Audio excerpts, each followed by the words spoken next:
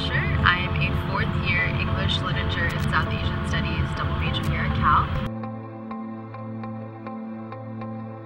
I was involved with the Vagina Monologues this past spring, and I was in a piece called They Meet the Girl Out of My Boy, or So They Tried.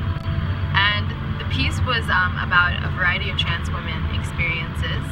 It was a really eye-opening piece for me because I don't really have much exposure to that particular community, and I really feel like I learned a lot about the community and the kind of background and the stories that come with that.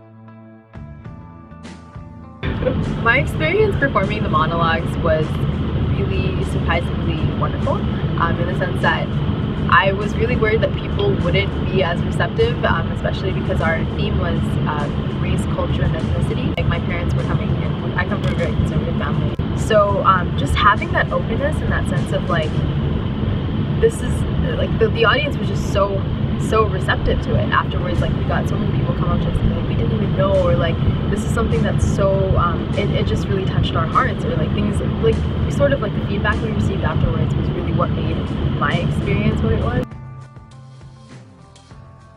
I think my favorite aspect of the monologues here at Cal was the community building that we had.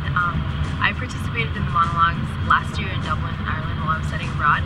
And while I was there, it was just a completely different culture. We had like 2 weeks to like learn our lines, get ready for the show, and then perform it. And here we've kind of been with the monologue since last year, since like last October. We all get together and like talk about women's issues, everything from like sort of how we're gonna do this particular piece to something that's going on in the community. So kind of having that ability to bond with the cast really made it a very personal thing. So like once we actually started performing, it just became so much more than just a monologue. I thought it was really interesting because Ireland's also an extremely conservative society, and for them, like, this was a big deal. For some girls, they didn't even tell their parents that they were doing this because it would have just been bad. There were some girls, especially ones who had to do like certain pieces that were very provocative. They were just like super apprehensive. I feel like at Berkeley there's such a culture of like the vagina monologues. Like, we expected every spring to hear vagina yelled out on Sproul, and like we're open to all of that, whereas in Ireland it was very low-key and very kind of like quiet in that sense. So I think social justice is something that really runs in my family, so growing up there was kind of no choice but to be involved with this sort of thing.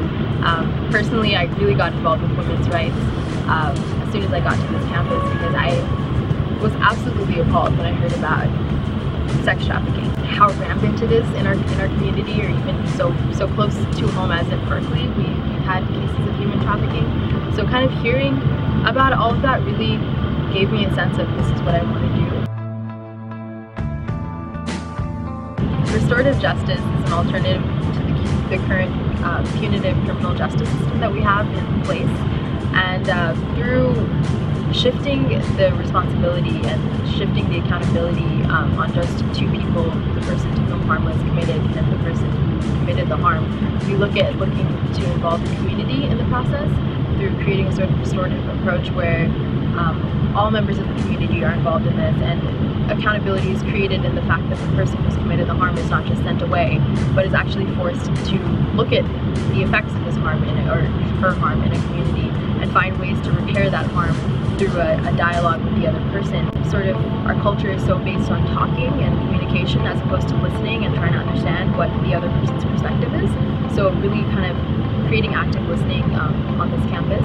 So some of the ways we're doing that is through starting these campus restorative justice circles to address kind of even just a community building on this campus and address some of the more salient issues on the campus as well. And in addition to that, do skill training with a bunch of students or anyone who's really interested, so that restorative justice techniques can be applied in any sphere of life, even if it's just between roommates or at a larger level.